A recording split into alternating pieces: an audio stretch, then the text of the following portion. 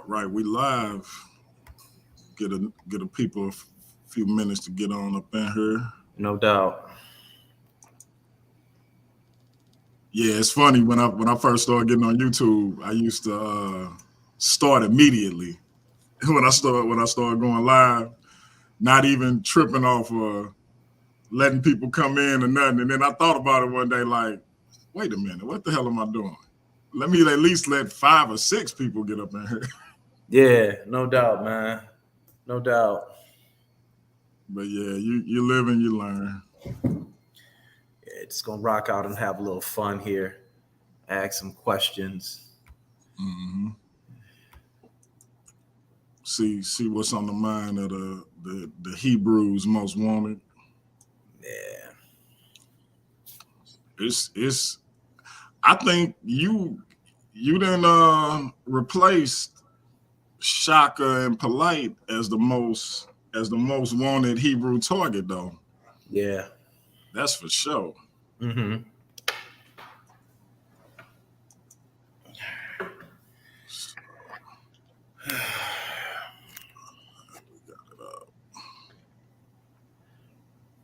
It's like fine China. All right, we got like 5 people. Let's go ahead and get this popping. I'm gonna do my spiel and I'm gonna turn it over to you, King. Yeah. Welcome to Paradigm Shift TV 314. This is your brother, DMG the Poet, aka Brother Pianki. We got the one and only MVP Chris Harris, the Maa-Kheru. For those of you who don't know what that means, it means in ancient Kemet, one who is true of voice. So the brother finna hit us with some truth. And let me do my thing, and we're gonna turn it over to the king. I want to say hotep to my fellow Kemetic brothers and sisters. I want to say God bless to my Christian brothers and sisters. Shalom to my Israelite brothers and sisters. Islam to my Moorish brothers and sisters. Assalamu alaikum to my brothers and sisters in the NOI. Peace to my brothers and sisters in the nation of gods and earth, them 5 percenters. I want to say what's up to my atheist brothers and sisters out there. Last but not least, I want to say jumbo to the rest of my brothers and sisters throughout the African diaspora, be it here in the wilderness of the United States of America or beyond. Y'all know why I say that greeting. I say it for one reason and one reason only. If you're black, I'm with you, and I hope that you're with me. Our different ideologies should not keep us from uniting, and we can disagree without being disrespectfully disagreeable. I hope y'all heard that part. We can disagree without being disrespectfully disagreeable. And we can have unity without uniformity. With that being said, Maa-Kheru, it's on you. What's going on, everybody? If you've seen me before, or if you've seen that name, or if you can even recognize my visage, you know who I am and what I'm about.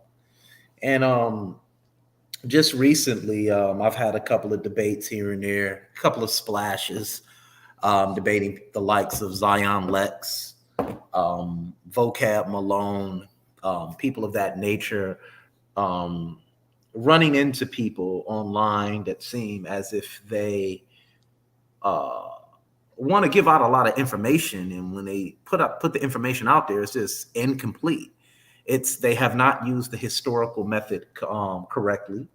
They have not dived into their sources correctly to understand their sources. And when they're talking to you, mainly some of the guests on your channel, say for instance, DMG, we get some of the guests on your channel, for instance, it seems like they want to give out the information, but it seems like they don't want their information scrutinized. And many times I see these gentlemen come on here on these panels, not just yours, but anybody's panel. And it seems as if they're afraid to have their information scrutinized. Say, for instance, the young man that was on here speaking about the Exodus. It was only one question, and he got very defensive about it. But if you're going to be a scholar or you're going to present information into the public's eye, you have to expect that your information can and will be scrutinized. So what I want to show here, for example, is I don't think guys know.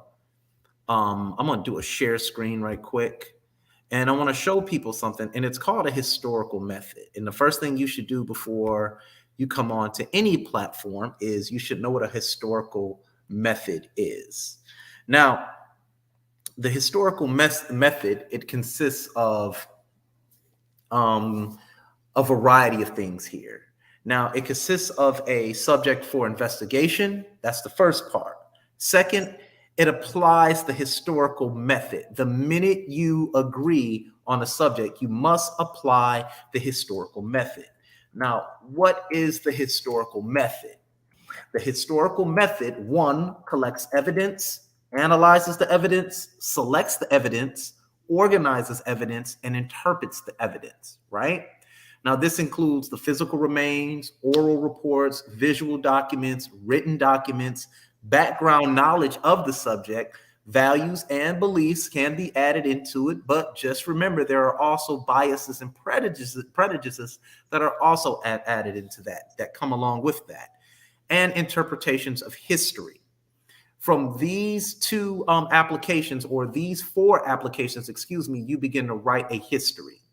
Now, one, the historian gathers all the possible remains or records containing information on a historical event, relying heavily on primary and secondary sources. Now, Bianchi, many times we get the brothers on here and they'll start relying on the secondary sources, but they don't really have any primary sources. Does that make any sense to you?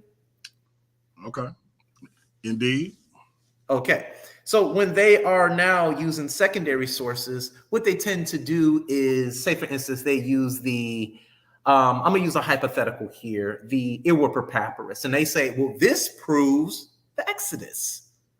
Well, if you look at it, it's not really a primary nor a secondary source, but they'll promote it as a secondary source.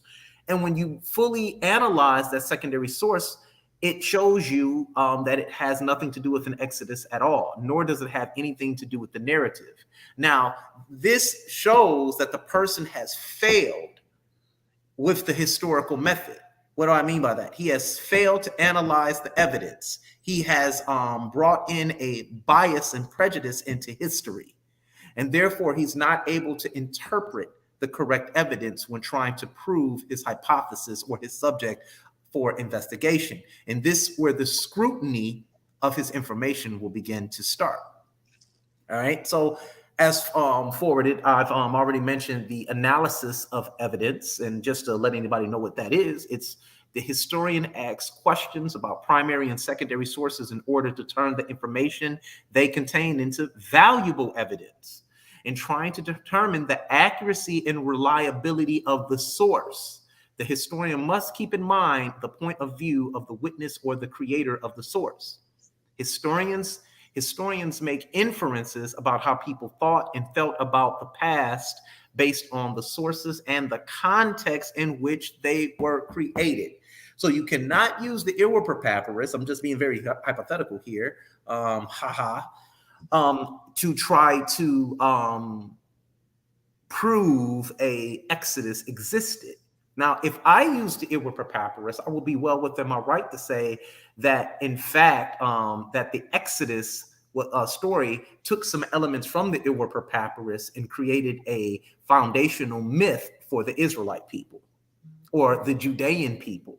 I can say that because I can clearly see influences of this text found in their text.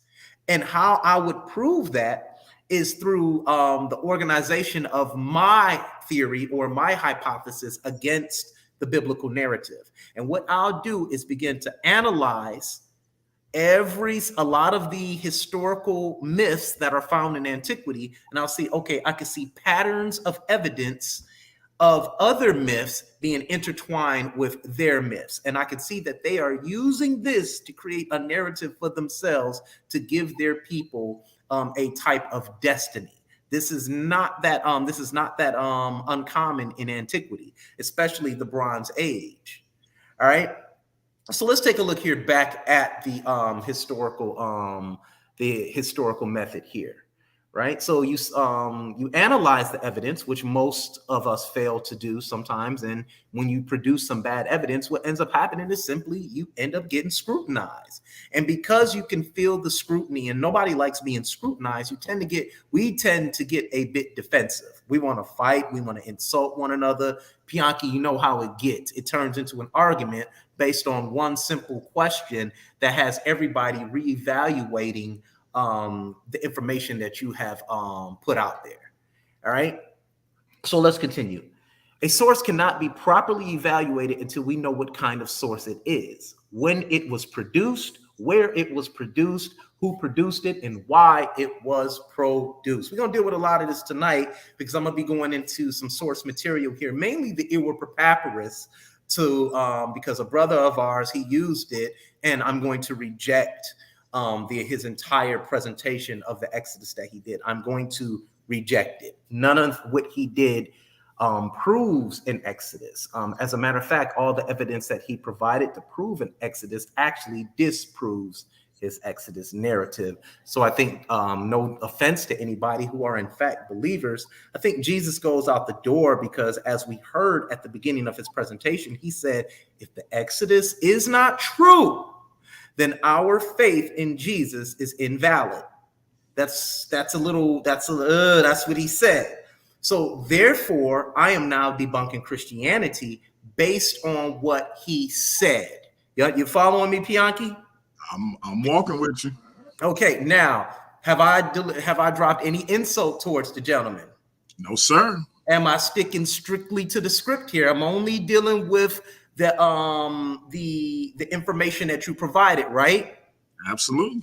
Okay, very good. So first thing I want to do is I want to give a shout out. I want to give a shout out to the chat. I want to give a shout out to Kansu Sheshmu Amun's punk ass in the chat, always hating as always. I'm just playing.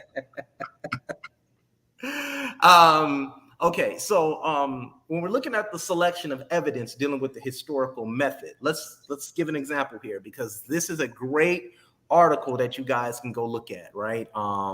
If you want to, I'll post this in the chat, post this link in there, and you guys can learn what the historical method is.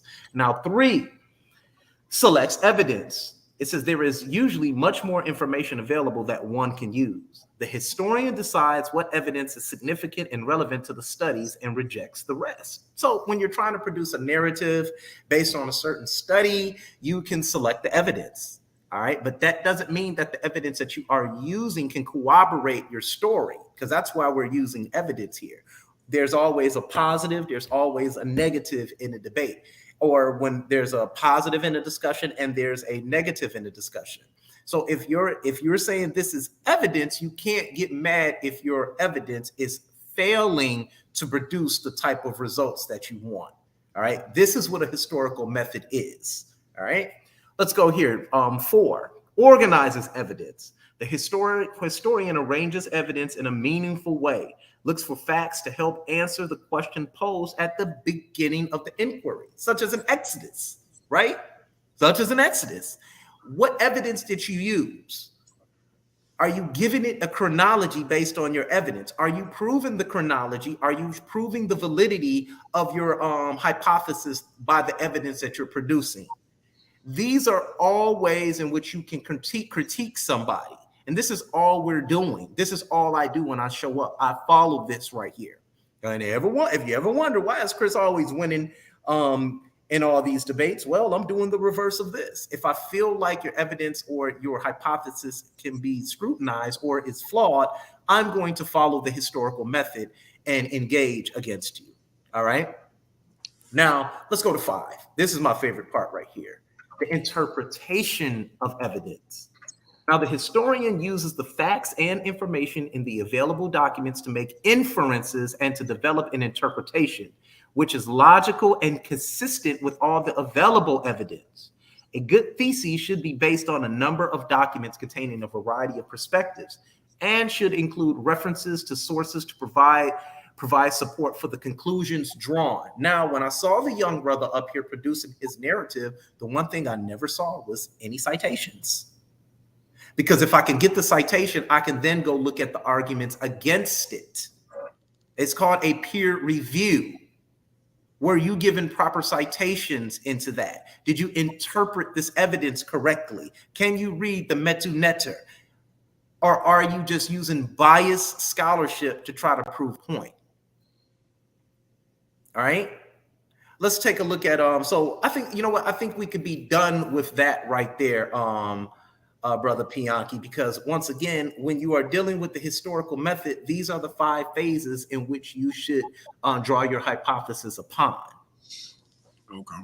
Well, and let me ask you, and you just said hypothesis, so because I was going to ask, because the brother was clear about it being a theory, Mm-hmm.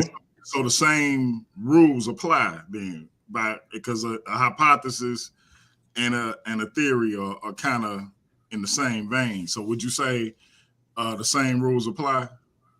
Well, I think when I was listening to it, he said if the Exodus is in fact not real, then our entire faith is in vain. So when you make a presupposition like that, you can't then turn around and say, oh, this is just a theory. Either you're trying to be the positive or you're going to be a negative. You can't come up with a theory to try to prove your faith. Paul tells you, and this is the problem I have with people who read the New Testament. What they try to do is they try to impose the New Testament on top of the Old Testament. You can't do that. Paul tells you how to believe in it. He tells you, if you believe Christ, and I'm paraphrasing here, if you believe not Christ not be raised from the dead or be born of a virgin, then you are not of Christ's seed. I think that's how he stated it. All right. If anybody knows how he said it, please put it in there. Like I said, I'm paraphrasing it, but he told you how to believe, and he never mentioned an Exodus, not at all. So in fact, it was a theory. I'll give him that. But the theory failed to validate any evidence or a valid conclusion when listening to it. Gotcha. Yes, sir. There it is. All right. So where we going next? All right. So lately I have been reading, and this is a very interesting book, right? This is a book called 101 Myths of the Bible, right? So I came across a story in here on Myth 68, and it says Dan was an Israelite tribe. Now, it's just dealing with the tribe of Dan. Now, if anybody knows the story of Dan, the fact is Dan was, they judged Israel, I think, for how long? 200 years or something like that. They were judges in Israel, the tribe of Dan, for 200 years. So I was just reading through this book, and I was trying to look for certain informations that I wanted, and I came across this, and it says myth. And Bilhah conceived and bare Jacob a son. And Rachel said, God hath judged me, and hath also heard my voice, and hath given me a son. Therefore called she his name Dan. This is how they got the name Dan, supposedly. All right. Oh, wow. Go think the name means the same thing that they did. Wow. Some fucking truth there. I'm sorry. And people believe it, but hey, it is what it is. All right. Let me answer Celos Congas. Do you also use linguistics to establish historical content? You can use linguistics to establish historical content. That is true. Unfortunately, I am not a linguist. So I have people on my team that are linguists, but I myself are not a linguist. But yes, that is part of the historical method, and you can use that to establish historical content. That is true. All right.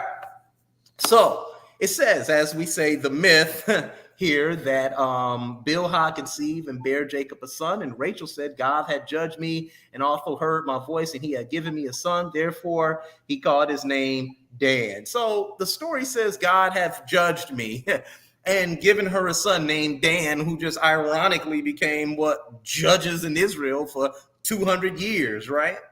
But the reality, and what this does is it's dealing with myth and reality, and it's showing the reality of these situations. And as I began to read this, I found this to be fascinating, right? And it says the reality, the tribe of Dan was one of the Greek sea peoples that came to Canaan with the Philistines, and it subsequently joined the Israelite Confederation. Wow. So it made my eyes get like this, and I began to do all this research into this, right? And if you don't mind, I can read this in 5 minutes. Is it okay, Brother Bianchi? Do I have permission? It's your show, my bro. Is it Paradigm Shift TV? It is indeed. My Okay. concept. Are we here to shift the paradigm here? Absolutely. Okay, so Chris Harris said he want all the smoke. Once again, I'm standing on this source, and I'm going to use secondary research to prove it. Now, just in case anybody knows here, Gary Greenberg, let me read to you guys his credentials here, because, y'all don't believe Jews. They always telling everybody lies for some odd reason, but every Jew I know, I hang out with the motherfucking act just like everybody else. So this thing that Europeans are somewhat wrong is quite horrible. So let's look at Gary Greenberg here, and just to prove to everybody he is white. There he is right there. There he is. He's white. See? So I guess they're of the house, the synagogue. Chris, are you using the source from the devil? Oh, I'm using the source of Esau. From Esau. But yet, hold on. Let's have some fun here.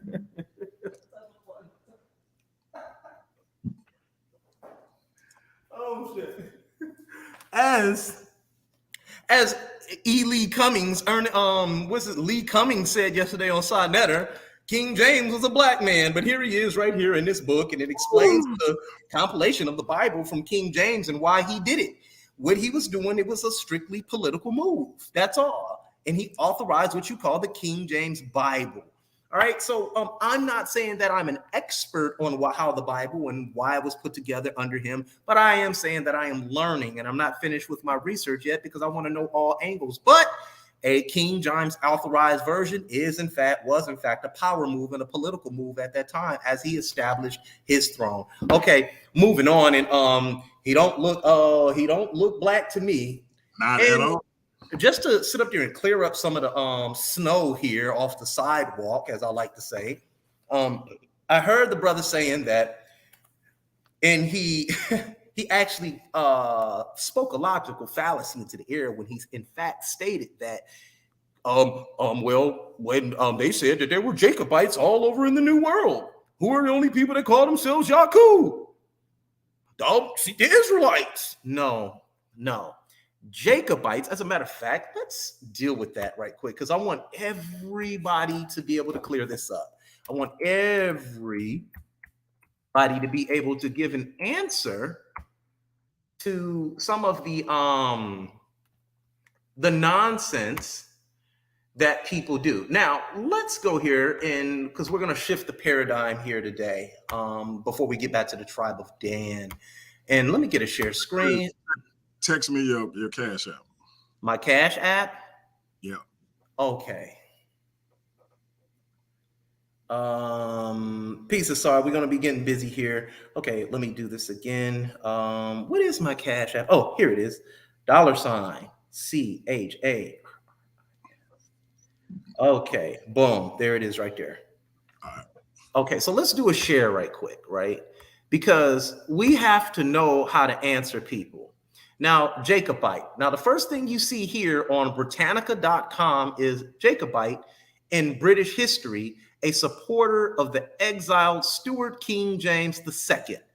Jacobite or Jacobus is Latin. That's the Latin term for James. Let's see.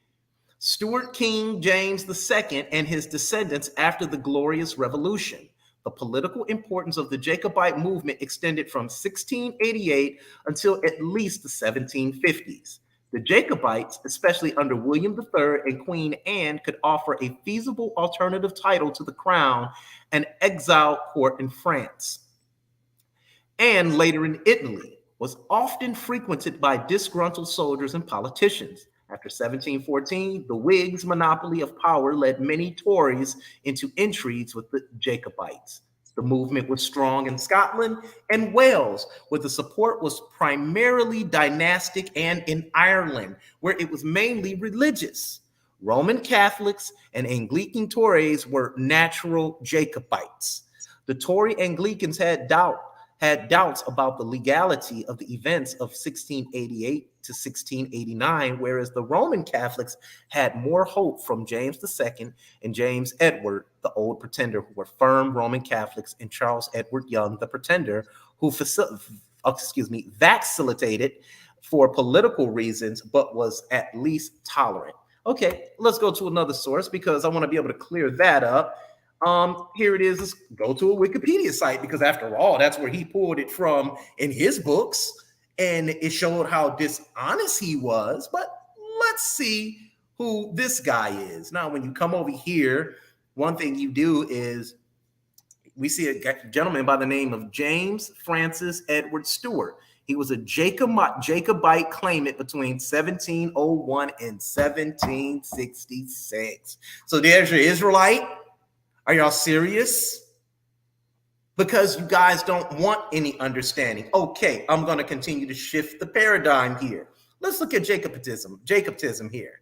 All right. Now, this is what it says. It says, let me share. It was a largely 17th and 18th century movement that supported the restoration of the senior line of the House of Stuart to the British throne. The name is derived from Jacobus, the Latin version of James. Wow. I think that's a open door, shut door. Failure to identify the historical method. It's called being a pseudo. And when you begin to get questioned on it, you get upset because you have not properly vetted your sources. Okay, do we have any questions from the audience before I keep going? Let's check it out. I had one from Leandre up. Let me go to it. Can you see it? Okay. He said, what's the name of this logical fallacy that this is again? I don't think I mentioned any logical fallacy, but if I want to say that it's an appeal to authority, I can explain the appeal to authority. The appeal to authority in his case was, in fact, I want to say this is just because you cite somebody's information, that does not mean that it's an appeal to authority.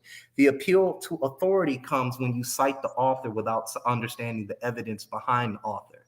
And when more information or evidence is put forth that debunks your author or debunks your source. So what you're now saying is, nope, I'm using this. He's right because I said he's right, or he's right because I don't want to use another source. You're not citing the evidence behind the author. It's okay to use an author, but you got to cite the evidence behind the author. So I don't think I've made a claim of any type of logical fallacy, but hey, it is what it is. And please address King James being white, or please address the fact that he put together his own Bible here, and it was for a political move. I'm not about to get into logical fallacies or anything like that because I don't care about that really. I'm just dealing with information, and some of the information that gets put out there that's in fact incomplete. So let's get to the Danites here. Okay. So as I said, I was reading this book called the 101 Biblical Myths here, right? And this is by Gary Greenberg. And let's read who he is. This is Gary Greenberg is a New York City attorney and president of the Biblical Archaeology Society of New York. He is the author of the Moses Mystery, the African Origins of the Jewish People, which was reprinted in paperback as the Bible Myth, the African Origins of the Jewish People. He is also a member of the Society of Biblical Literature, the Egyptian Exploration Society, the American Research Center in Egypt, the Archaeological Institute of America, and the Historical Society. He has written for several Egyptological journals and maintains a website on ancient Near Eastern myth and history. He also has a personal website that we can all go visit at gggreenberg@tripod.com that provides news and information about his various activities. All right, so you guys can go, I think you guys can download this book off PDF and you can go read more about him yourself. Now, I want to get into this Danite thing here. So as I was reading this, I found it fascinating. fascinating that, and my study is not complete on it yet, but I think it's an open and shut case with the Danites here, because we don't have enough information to prove that any 12 tribes of Israel ever existed or ever conquered the land of Canaan. There's just no proof. There's no change in the material culture. There's none of that. I can ask somebody to present that to us today, and they couldn't do it. I promise you they won't be able to do it. I promise you they'll come on here and ask me every question except for what I'm presenting today, and this is on the tribe of Dan. So let's take a look at this again for anybody that's just now tuning in, and peace to everybody in the chat. And let me see. This is funny. Let me see. Hold on. All right. What up, Brian Hess? What up, OGB Hess? All right. That's my old barber back home and shit like that. All right.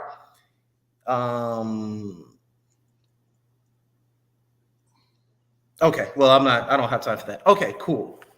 All right. Let's deal here. Now, it says, and Bilhah conceived and bare Jacob a son. And Rachel said, God hath judged me, and hath also heard my voice, and hath given me a son. Therefore called she his name Dan. Oh, so he also writes the reality of this thing.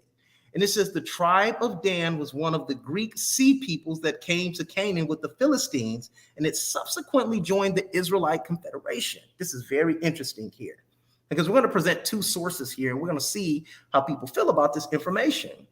Now, it says, according to the Bible, Dan was Jacob's fifth son and the first son of Bilhah, Rachel's handmaiden. The tribe of Dan initially occupied territory on the Mediterranean coast of Canaan along the Philistines, but it eventually moved to the northern tip of Israel and set up a cult center there. Now, geographically, northern Dan forms a small tip at the top of the territory belonging to Naphtali, Dan's brother. Okay, anyway, the most famous Danite was Samson, whose stories took place while Dan still resided by the Mediterranean coast. Now, curiously, Samson had virtually no contact with the Israelites and spent most of his time hanging out with the Philistines. In the Song of Deborah, Dan is described as remaining on his ships, an indication that Dan was a seagoing people who were still by the coast in the late pre-monarchical period. Now, in the blessing of Jacob, the patriarch says, quote, Dan shall judge his people as one of the tribes of Israel. This statement is a pun on Dan's name in that Dan means judge.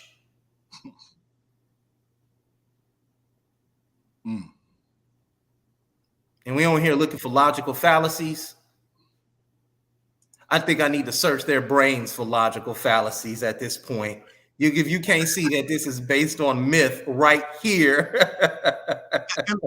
Let me ask you this, because you just showed a common mythological trope.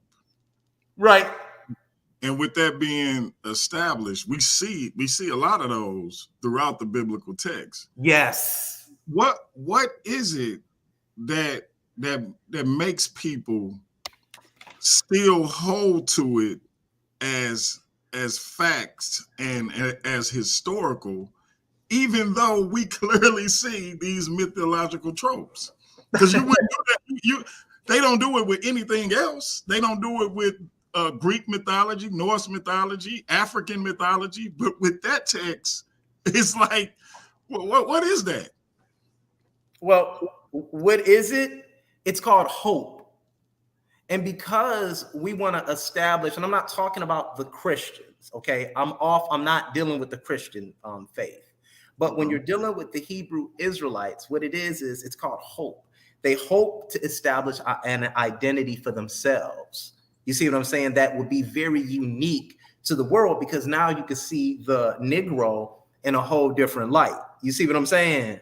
Right, because now everybody that praises or reads this book or says their savior is Jesus, or they love David, how he killed and slaughtered and raped another man's wife and all this other craziness going on in the book, it now puts you on center stage as being the people of the book. And now people, they're trying to give a narrative that one day your same oppressor is going to turn around and apologize to you and say, we're sorry for all the crimes we did. You guys are the true children of God. Okay, that's all it is. if you can't see the mythological tropes or mythological archetypes found in his book that you can find in other stories, you have not studied mythology properly. And you're not, and I still tell people I'm still learning. All right. I'll stop learning when I'm dead. All right. But it was fascinating. I just happened to let me just read this because I never really cared about the tribe of Dan. But once I saw this, I was like, game over. It was like literally my eyes just boing, jumped out my head. Right. Now, let's get into this right quick. Now it says in the blessing of Jacob, the patriarch says, Dan shall judge his people as one of the tribes of Israel. The statement is a pun on Dan's name in that Dan, end quote, quote, means, quote, judge, end quote. But why does this, quote, add as one of the tribes of Israel, end quote? And he's raising a question here. He said that phrase isn't attached to any of the blessings for the other tribes. How else would Dan judge Israel except as one of the tribes of Israel? Unless, of course, prior to the blessing, Dan wasn't one of the tribes. And by implication, not one of Jacob's sons. The description of Dan as remaining on his ships in the vicinity of the Philistines provides an important clue to Dan's origins. The Philistines arrived in Canaan close in the time to the Israelite entrance into Canaan after the Exodus, coming in three major ways. They were among a group of invaders known as, quote, the Sea Peoples, end quote, a somewhat misleading modern term as they attacked by both land and sea. Let's read this here because we're going to get into the archaeological evidence that supports what Gary Greenberg said, right? And let's see. The Sea Peoples were not a united political or geographical entity. They were a loose coalition of several groups, the composition of which constantly changed. Primarily, they came from Anatolia, Crete, and other Mediterranean locations. Their archaeological remains in Canaan show a close cultural connection to the Mycenaean Greeks. This is the material culture that was found in the area supposedly Dan came from. Now, we see our brother Asiatic Lion saying, no, they're from an Arab group of people called the Dedan. We're going to deal with all that because, see, these are arguments that I've heard before. And as I said, I'm studying this, and these are arguments that are being raised. But if he's going to say something like that, I think he would have to show more evidence. Or if he's saying that what he's saying is true, please show me the cultural context amongst that group of people that you are you saying that are the Danites. Show me the cultural context amongst them to prove that they are Israelites or Jews, right? I would do that. Okay. Okay. He says, can't talk about Dan and know nothing about Sheba. I'm right there. I don't, nothing else to say. There is no record of Sheba anywhere in history. So that's game over right there. Okay. And what is this? Can't talk about Dan and know nothing about Sheba and Dedan, Northwest Arabia, and Nabateans and Kedarites. Way too weak in scope, Chris. Okay, so I think that's called a presupposition. Leandre, is that a presupposition? You know a lot. He's in the chat. I think that's a presupposition. You're trying to add on to something as I'm reading here. Say you can't do this because you got to know about this. I don't think so. Anyway, we're talking about the tribe of Dan, all right? So let's get to it. Now, thank you, Leon. Thank you, Leandre. See, Leandre I can fuck with. I can tango with Leandre because he's intelligent. Hey, man, don't give him no props.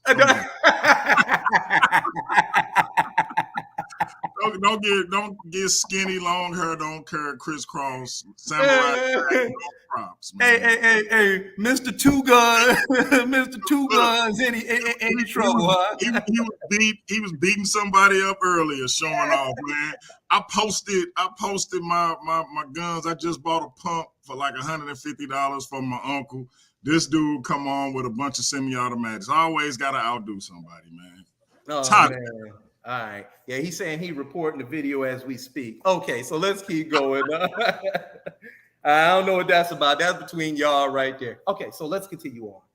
All right, so let's continue on. It says the Philistine faction appears to have come from Crete and occupied 5 major cities in Canaan, which were Ashdod, Ashkelon, Gaza, Ekron, and Gath, where Goliath came from.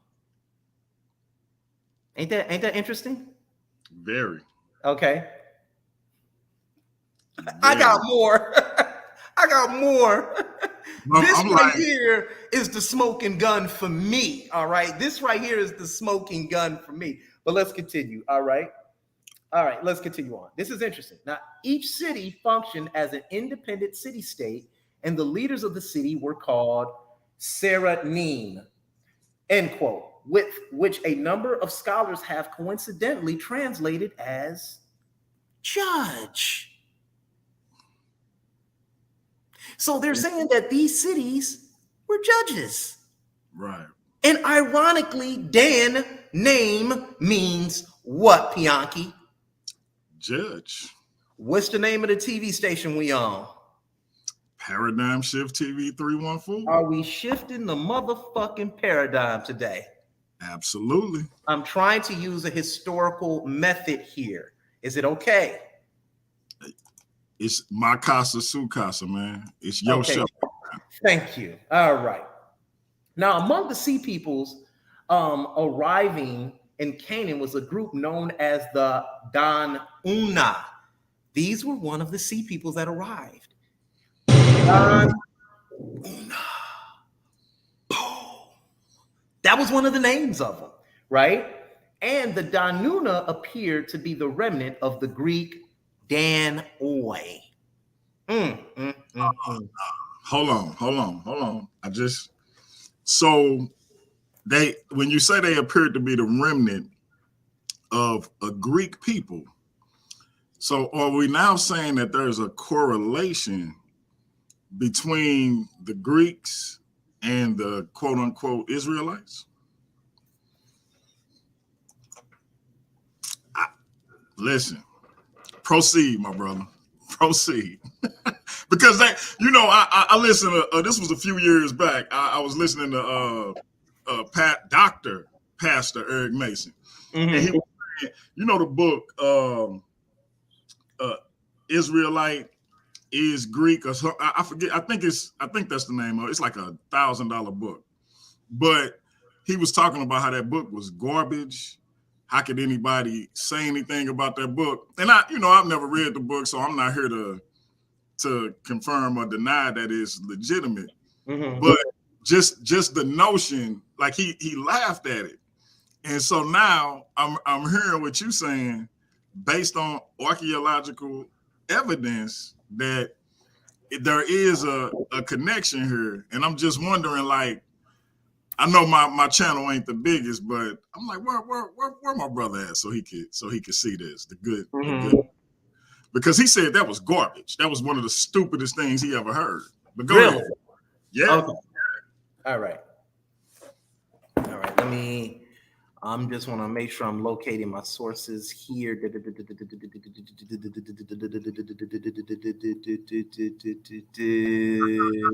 Okay, let's finish up.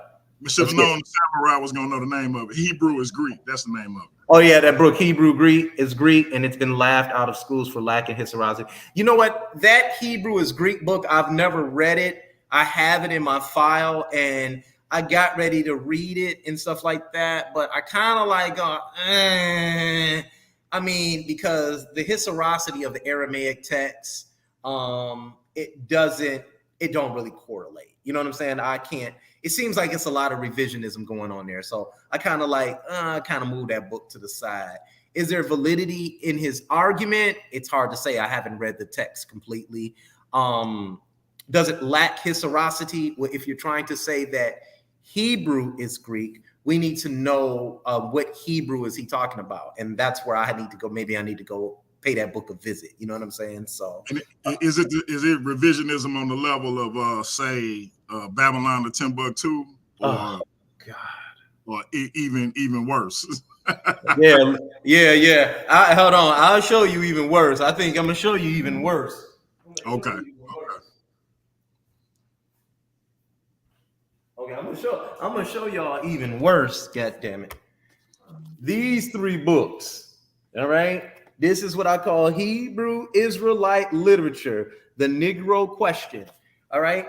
And everything he uses in this book come from Wikipedia.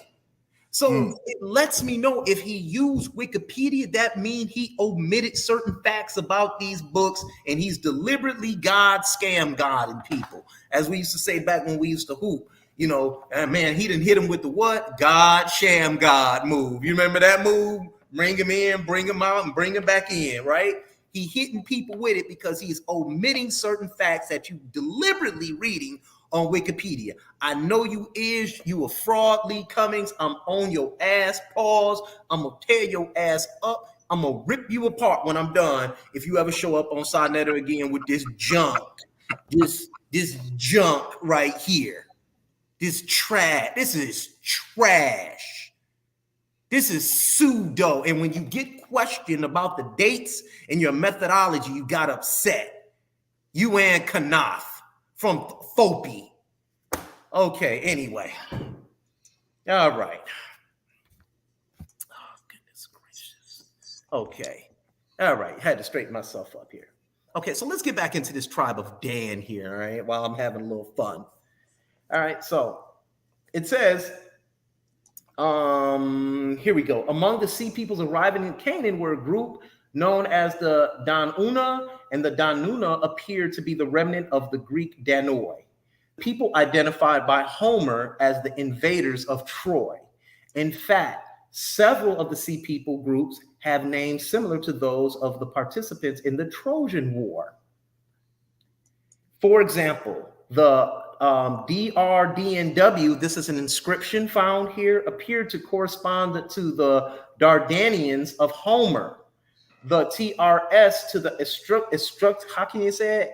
Etruscans, and the Luca to the Licinians or Lycans. The Dauna first appeared in the records as part of a major sea people's advance during the reign of Ramses III, or as I love to say, Usama'at Ra, Septepen Ra, Ramesu Mary Amen III. Arguably, he's from a list of some of the greatest kings to ever live on this goddamn earth, right? The Ramesside kings. They didn't take no shit. I don't even think it's arguable. They didn't take no shit. You know what I'm saying? Now, they did fight the Hittites to a stalemate, but that's because their resources ran low, not because they weren't trained at war, at the hands of war. Their resources began to run low. Neither here nor there. I know niggas is running around thinking they Hittites and shit and all that other craziness too. They ready to bang on, yeah, we beat up the Egyptians. Yeah. And you can't find nothing they left behind either. Get on out of here. All right. So anyway they can do to find their way back into the Old Testament. Get out of here. You niggas want to be worshipped. Out of here. That's some scary shit right there. All right, sorry. Let's move on, people. And it says, okay, so we're talking about the Etruscans, the Luca, the Licinians, et cetera, et cetera. Okay, here we go. The Dauna first appeared in the records as part of a major sea people's advance during the reign of Ramses III at about the 12th century BCE, a date that precedes the Song of Deborah. Another sea people's group, the Ekwesh, is sometimes identified with the group referred to in the Hittite text as the Ahi-Yawa and suggests Homer's Achenians. Homer uses Danoi and Achenian interchangeably to identify the invaders of Troy. The Ekwesh and the existence of Israel are both mentioned for the first time on the same Egyptian stele erected during the reign of Merneptah around the 13th century BCE. Sometimes after the 13th century BCE, which is the 1220 BCE, the tribe of Dan relocated itself from the coast to the far north of Israel, supposedly because of the Philistine pressures. Interestingly, archaeologists have found some Philistine pottery in northern Dan, one of the few areas in Canaan outside of the main Philistine center where such materials have been found. This suggests that the Danites, split from the Philistines, were chased north and joined the Israelite Confederation for protection. Dan, therefore, was not a son of Jacob. The tribe named after him was descended from the Greek Dan Una, which explains why it was identified as a seafaring people and why the Danite hero Samson spent so much time with the Philistines. Now, the story of Dan or the story of Samson is going to be very unique here. The story of Samson somewhat is a little bit identical to who y'all think? Hercules. Yes, sir. So how would it get there? Because you had the Danites amongst these people. It's just that simple. And the Danites, if when you another material culture comes in to another culture, they bring their story with it, their stories, and their stories begin to influence the material culture that's already there. This is how history works. All right, let's get at that. Let me do a screen share here. And like I said, I'm doing live research here for anyone. And this is an article from Haaretz Archaeology Magazine. This is their archaeology magazine, right? All right, we got Sutek in the building. All right, now this is from one of their archaeological digs here, right?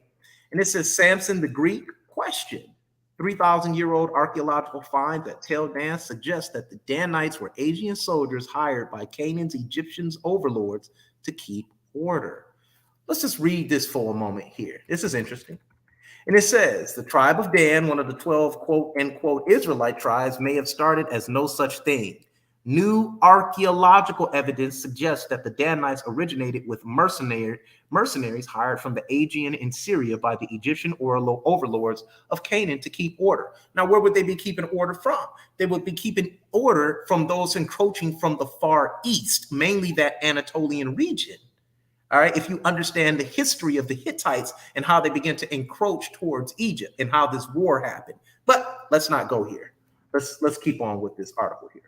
Now, according to the Bible, after the Israelites conquered Canaan, the land was split between the tribes, with the exception of the tribe of Dan. Bitter at their lot, the tribe went northward, conquered and destroyed the city of Laish, then rebuilt it and renamed it after their ancestors. So now we have another archetype here where a city is being destroyed. A city is being destroyed with David. Cities are being destroyed with the Danites. Cities are being destroyed with Joshua. These are foundational myths, if you ask me. All right. Let's continue on. Quote, and the coast of the children of Dan went out too little for them. Therefore, the children of Dan went up to fight against Leshem and took it and smote it with the edge of the sword and possessed it and dwelt therein and called Leshem Dan after the name of Dan, their father. So they were pissed off because Joshua didn't give them enough. And then they went and killed more people. That's why I tell people, I wouldn't even read this. They're mad. Pianki, am I right? They're mad because they didn't get enough land. So they went and smote and killed more people to get more land. Exactly. Warmongers. Well, I mean, what were they riding on? Fucking goats? They didn't have any. I thought they were a slave caste people. All of a sudden, they got the strength of war in their bones after they've been in the wilderness for 40 years. Like, get out of here. What the one dude, Jesse Lee Peterson, amazing. Beta. Anyway. Well, let's continue on. So Tel El Kadi had been identified previously as the biblical city of Dan. Now, recent excavations have uncovered a large neighborhood from the 12th to 11th century BCE that shows compelling Aegean influences. Okay, so now we're getting into the material culture being found in this area that, in fact, supports Gary Greenberg's information pertaining to the same tribe of Dan that I read here. See, I'm trying to show somewhat of a historical method using sources here. Now I'm using an archaeological excavation to prove everything. I'm doing this live on air. All right, now let's continue on. Now, this is archaeology here. All right, now the discoveries have rekindled a long-standing academic brawl over the origin of the Danites. Were they really just a tribe of Israel that was left in the cold, found a conveniently isolated city and conquered it? Yeah. Do they have anything to do with a mysterious kingdom called Dauna, mentioned in ancient writing found in Turkey? Or maybe even with the Denyen, a faction of invading sea peoples according to the ancient Egyptian sources? Or with the Denoi, one of the Greek tribes? Or are all of these one and the same? The findings at Tel El Kadi suggest that they could well be. The city of Dan was built on a mountain near the southern foot of Mount Hermon, the tallest mountain in the Golan Heights. Certainly by the standards of the arid Middle East, the area is lush and fertile, well watered by natural springs. The city's position was also strategic, smack on a key trading route between Tyre and Damascus. I always tell people, wherever you see money, you see them damn Jews. All right. Facts. All right, now this is just an early illustration here. All right, that's all this is. All right, don't nobody come here argue with me about no damn illustration. All right, now it says the first settlement dates back 7,000 years to the Neolithic period. Among the earliest mentions of the city are Egyptian and Mesopotamian texts going back nearly 4,000 years to the 19th century BCE. The site remained more or less continuously occupied through the end of the Roman period. By the Middle Bronze Age, around the second millennium BCE, that is 2000 BCE, to let anybody know who don't understand dating, it had become a mighty city surrounded by massive ramparts called Laish. Now, by the late Bronze Age, Laish had established sprawling trade connections with the countries and coastal cities throughout the eastern Mediterranean, including Sidon, Tyre to the north, Egypt to the south, and to the west, Cyprus, and Mycenaean Greece.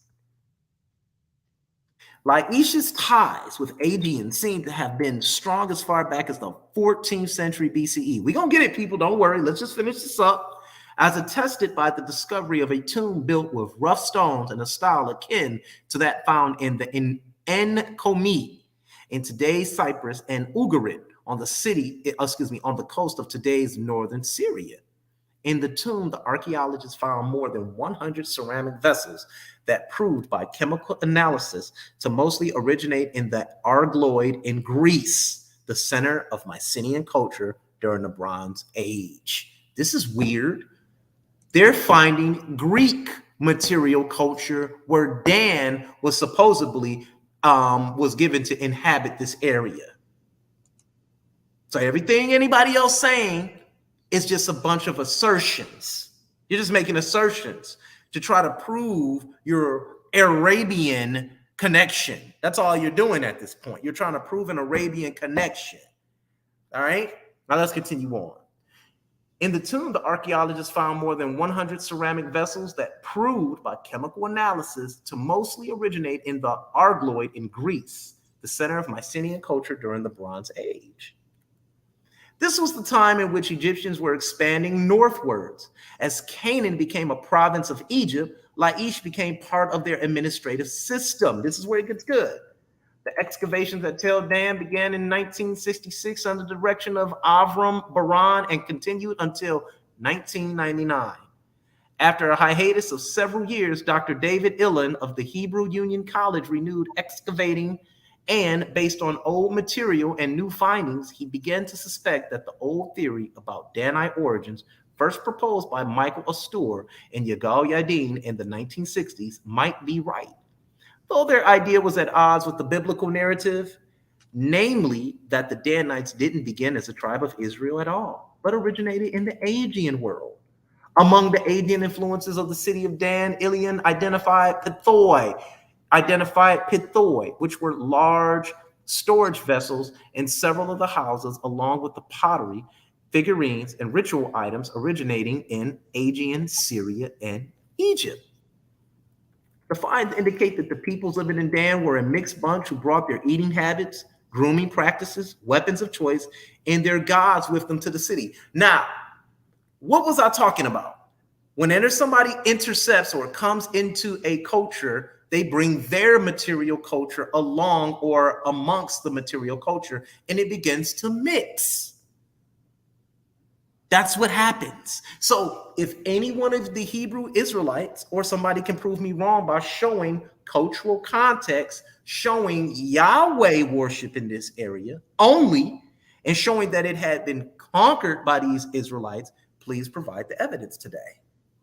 I'm standing on these sources right here. Let's continue on. We're almost done, guys. Trust me. Thanks for everybody for tuning in. This is Paradigm Shift Television. I'm Maa-Kheru. We got my man outside the cube in the building. We got my man, brother Pianki, hosting the show, and I'm happy to be here today. I'm having fun with this thing right here today. There ain't a Israelite. There ain't nobody that can mess with me at this shit. Y'all telling lies. Lee Cummings, you told a lie. Anyway, so let's continue. Among the more tantalizing discoveries was the modest rectangular building containing a small chamber, a holy of holies. In the corner, Alon has identified this as a cultic structure of a type common in the Aegean. Similar buildings have been found in Enkomi and Kition in Cyprus and Phylakopi on the island of Milos in Greece. Locally, the same type was found at the Philistine site of Tel Kassil. Inside the punitive sanctuary in Dan were fragments of a ceramic bowl to which ceramic's bird head was attached, called, quote, a bird bowl. All right, a bird bowl. Anyway, a similar find was made at Tel Kassil. This is a good point to note that the Philistines who lived there are also thought by some to be of Aegean origin. Period. In parentheses and parentheses. Now, the excavators at Dan also found vessels decorated with the Aegean-style birds, chalices, offering bowls, a model silo, and curious brain-shaped stones that may have been used in ritual. Ilian postulates that these Aegean-style artifacts in Dan suggest the presence of worshippers hailing from the Aegean, perhaps the Danian or Danua or Danoi in Greek. In short, one of the ancient Greek tribes. Now, the Danuna or Danian were also one of the so-called, quote, end quote, sea peoples of Aegean origin who invaded Egypt and got their ass whooped, as described in Ramses III Mortuary's temple relief. This was in the 12th century BCE. Here's some of the pottery that was found, discovered in 1971. Don't look like Yahweh culture to me, okay? They're saying it's of Aegean origin. All right. And they probably came there maybe sometimes during the Trojan War after they was over there killing each other. Who knows? Wink, wink. Surrounding the putative cultic structure, the excavators uncovered an industrial area featuring furnaces, crucibles, blowpipe nozzles, scrap metal, and slag from bronze smelting. Quote, we found all kinds of broken objects from the Middle and Late Bronze Ages that they melted and recast into new bronze objects, tools and weapons, end quote. Elin says, quote, they were scavengers and recyclers who were desperate for metal.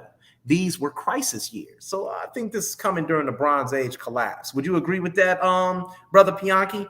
The Bronze Age collapse is encroaching upon them around 1175 BCE. We got, what, 75 more years before it collapses, right? Absolutely. Okay, I think they know what's going on. That just shows you how Homo sapiens sapien reacts to the times and ages around them. Once again, shout out to everybody in the chat. What up, Domo? I hope you get that chip this year, boy. Anyway, now let's deal with the mysterious proliferation of Dan. Now, hence, I've already brought forth in my text, in the text that Gary Greenberg wrote in his book, 101 Myths of the Bible, that the Danites do not have a biblical origin. In fact, they have a Greek origin. And the material culture in the area in which they said the Danites were living at is proving it, because we see the Danites were of Greek origin. All right. Now, Brother Pianki offered the book Hebrew is Greek when they challenged the language, saying that the language itself was brought from the Greek. I kind of like rejected that, and he hasn't read all of the book, and I haven't read all of the book either. But me and him have both agreed to reject that notion on here. But we are accepting the evidence being placed in front of us today due to the historical method. And these same Denyen or Danoi, which were Greek people, inhabited this area in which the Bible said the Danites did. So remember, guys, ites is a Latin suffix. All right, everybody knows that. So Danite, there's no such thing as a Danites. It was the Danoi or the Denyen people. When you see ites at the end of something, it's clearly of Latin origin at this point, or the suffix itself. So let's not get that confounded here. We're not going to play that game. So I want to go into the mysterious proliferation of Dan. Whether or not the Danites of ancient Israel originated in a sea people will take more proving. Meanwhile, we could say that a slab carved in the Luan script from the 8th century BCE, some 2,800 years ago, discovered in southern Turkey, attests to the existence of a Danuian kingdom. Elsewhere, in a letter found in the El Armana archives, which was written to Pharaoh Amenhotep, the king of the Phoenician city of Tyre mentions a country called Danua.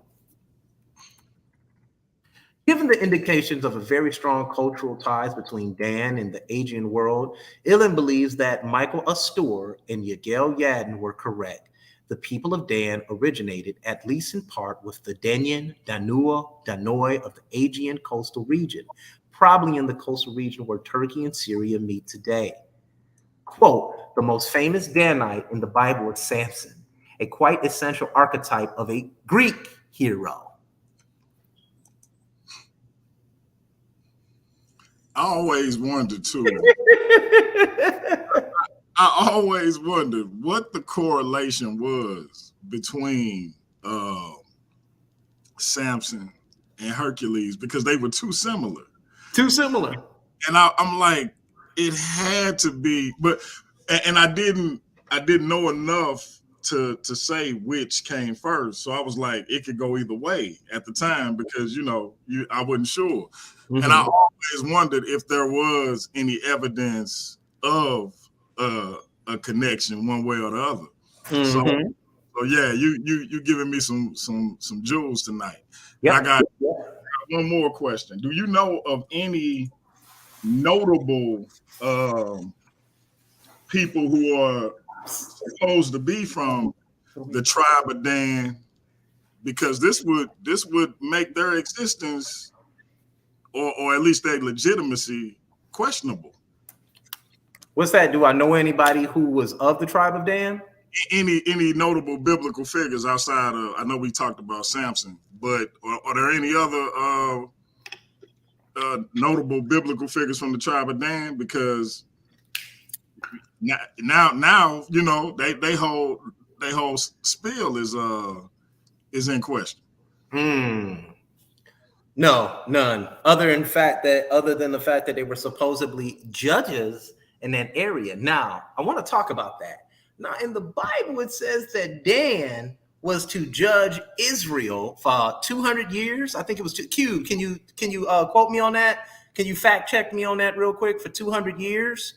Now, but in fact, it was the Egyptians that hired these Greek mercenaries to police that area. Wow. We're going to deal with all of that.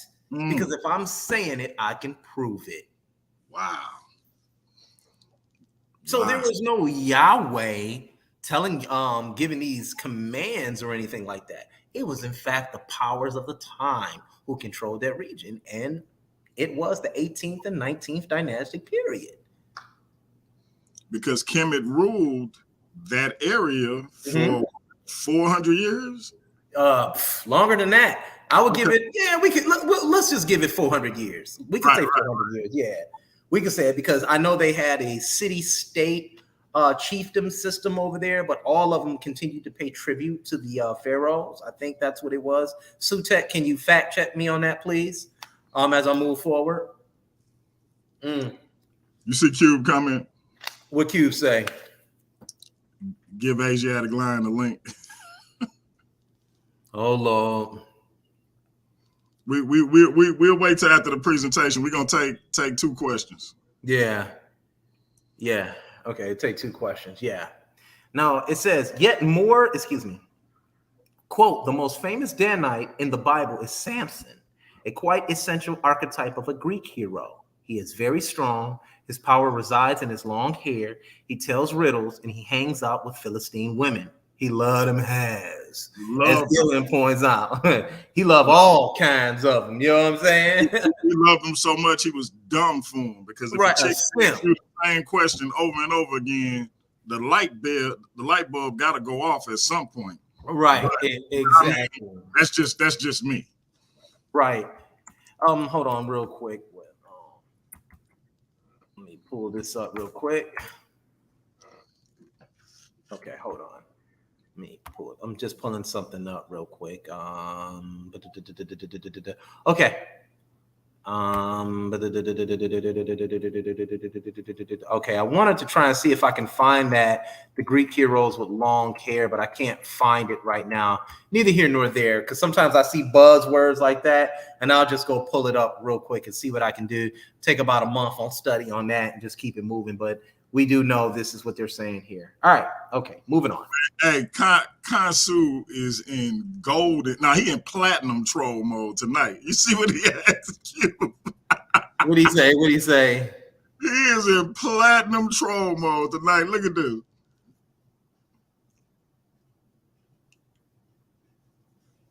He says, Q, are you enjoying the Sonnetter clout? You young guys keep me in stitches. He is hilarious. No, not really. I think I need to turn it up a notch or two to actually clout chase properly. All right. Okay. Shut your big ass up. No, I'm messing with you, Kansu. All right. So I've been going at it for years, them too. All right. So let's keep it going. Now, yet more oblique evidence may be found in the Song of Deborah, describing the tribe's various roles. Quote, and Dan, why did he stay with the ships? End quote. That's Judges chapter 5, verse 17, parentheses, end parentheses.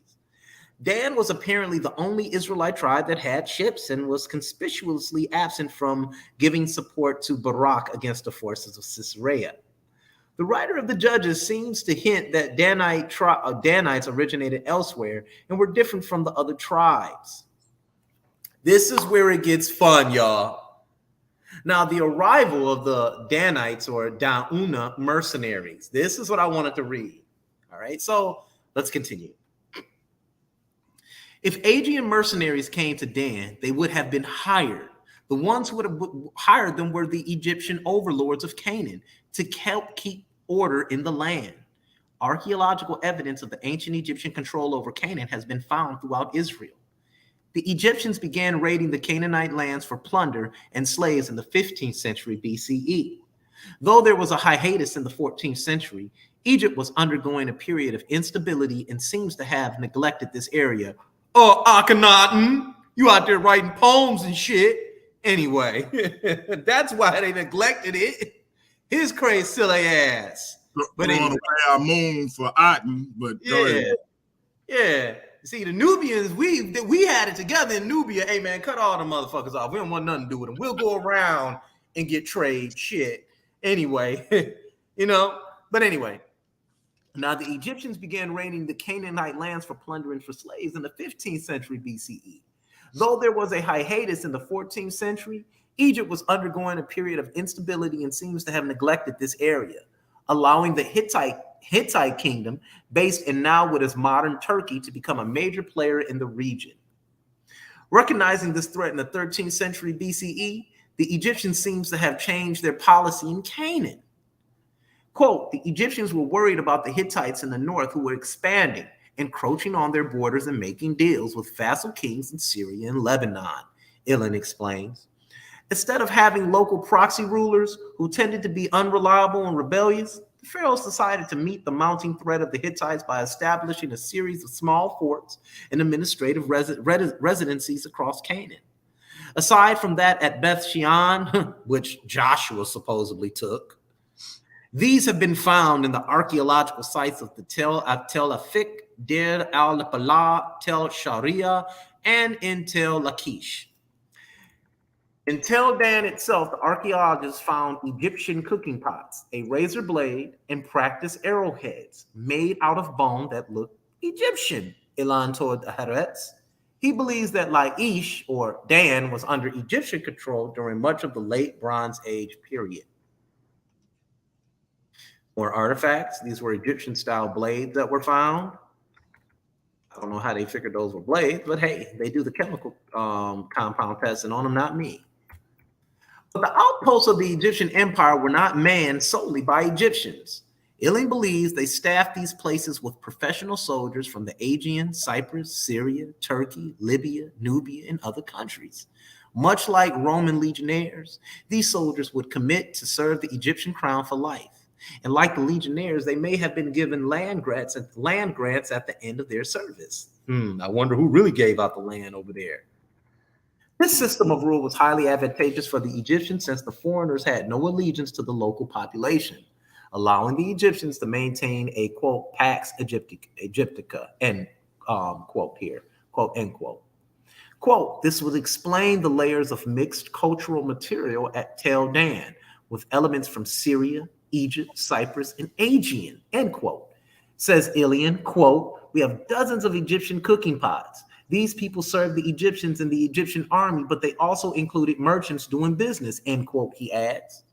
As is the nature of being things, Ilan believes that these foreigners married local Canaanite women. Yeah, they did. A theory supported by the local Canaanite cooking vessels found inside the houses and their children were something new. But in the late 12th century BCE, and part of a thundering collapse of civilization throughout the Middle East, the Egyptians withdrew from Canaan. The erstwhile mercenaries, however, remained. David Ilian believes that these people who stayed behind at Tel Dan, Danua, Egyptians, Canaanites, and various other hybrid people created a new amalgam society, and it is these who would become the Danites of biblical lore. There it is, people. Damn. This is one of them shows where I feel like I'm in a college lecture or something, because you throwing down information that I feel like people, this almost like a conspiracy theory show, because but in the reverse, because where are the Hebrew Israelites that I feel like they should know this information? Because if you got access to it, shouldn't they be able to get access to it? No, they read that stuff and they do this. They do this. This is what they do when they read it.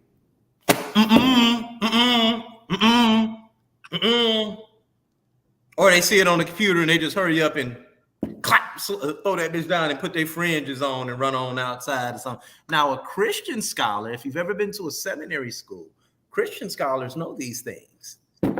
They know the history. Listen, I always tell people, a Christian apologist, most of them know these things. They know it. It's no doubt. Now, like I said up here and said, those are the facts. That's the archaeology behind the facts that I provided, and it shows that there's no Israelite material culture there. It doesn't show that. That is just that of a biblical narrative, and that's it. And at the end of the day, it's nothing wrong with it, but archaeology is always going to disprove how you feel. So if anybody has any questions, please let them on. All right, will do. I'm going to drop the link in the chat. We only taking one at a time. Keep that in mind, and we only taking 2 questions. Both of us got to get out of here. We got wives. We got to go feed, seduce, and all that good stuff. So link is in the chat. Come in, ask your questions, and get on up out of here. Hey, bro, I enjoyed this. Like, this was I wish my brother Cap was watching, but I'm sure that would have been, we'd have been on here for like 3 hours though. So I'm kind of glad he'll see it, and he'll catch the repeat and just hit me up about some of the things that he take issue with. Mm-hmm. Cube in the building. No nose ring Cube in the building.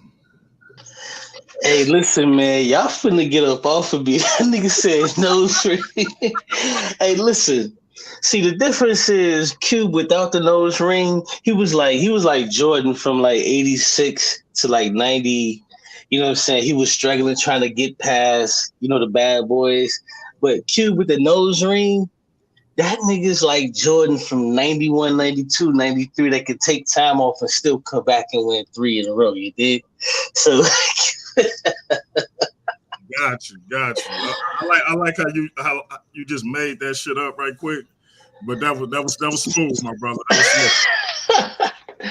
Nah, I ain't even gonna say I have any questions, man. I just want to come on and give props to my brother.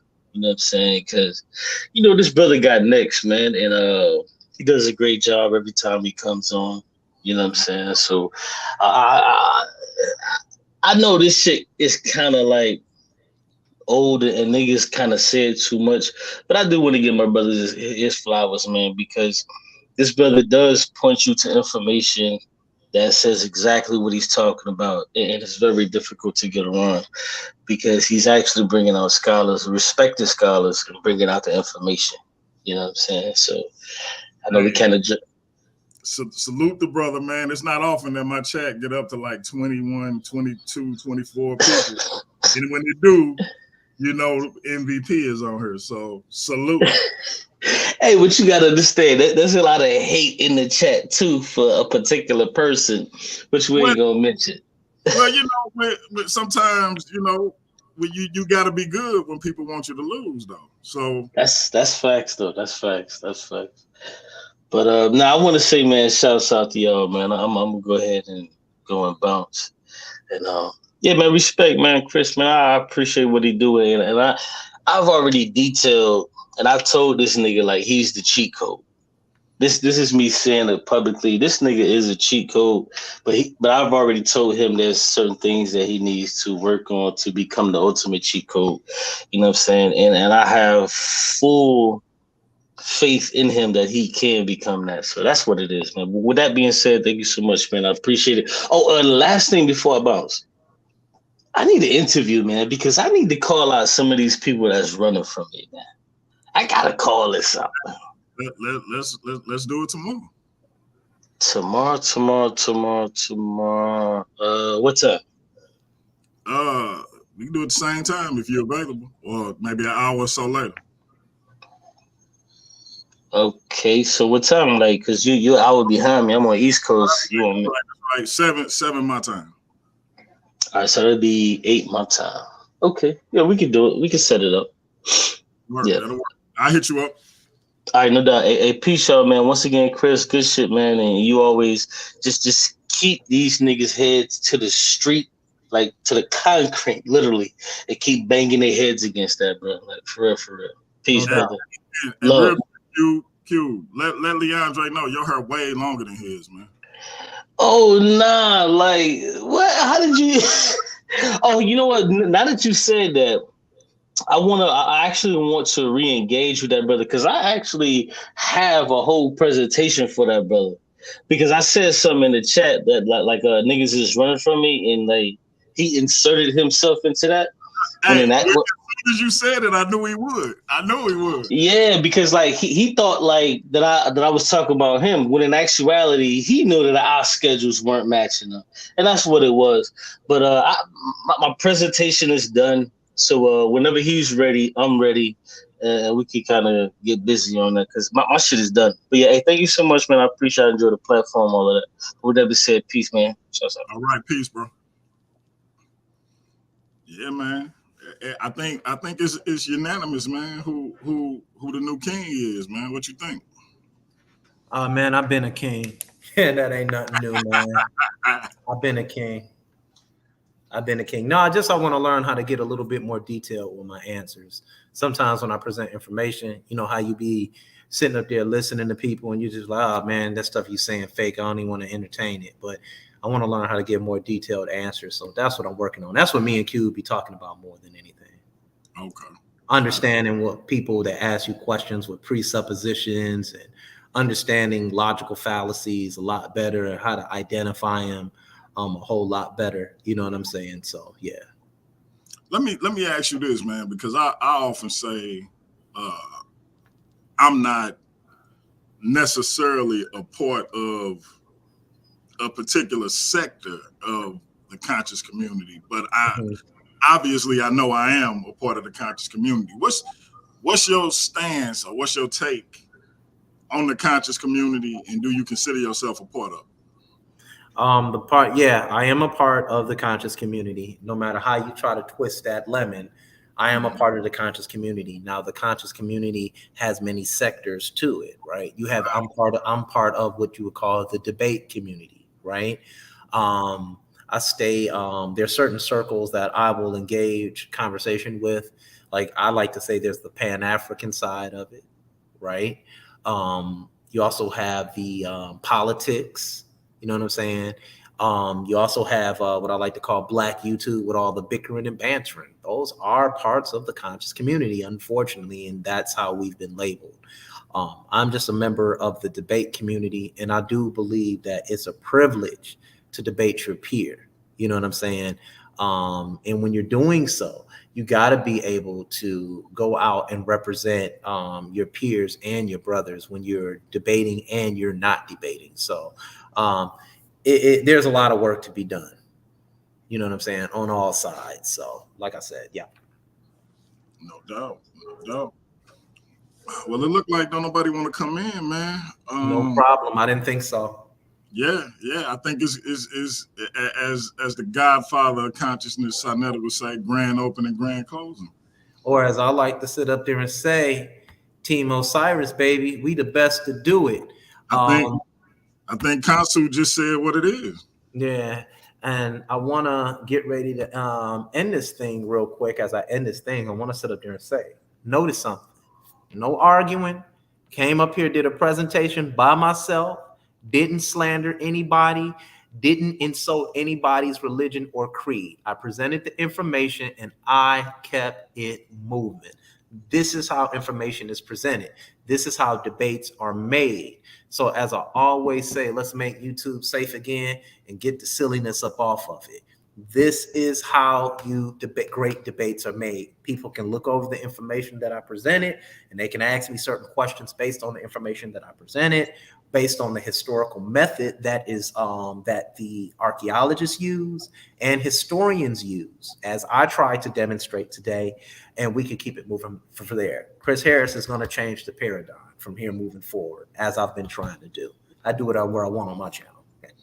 Absolutely. And look, the brother came in, laid down the facts as he has established them through his research, live right in front of our face. Didn't disrespect anybody, just disputed what they put forth. This is how you challenge other people's information. It don't have to be disrespectful. It don't have to be, I want to fight you when I see you, this and that. This is how you do it. So salute to my brother. I appreciate you coming on. Like I always tell you, I know business about to pick up whenever you grace the stage. So whenever you're ready, come on back. Peace to the chat. I appreciate all y'all who watched. And we up out of here. Peace. TV 314. That's peace. Peace.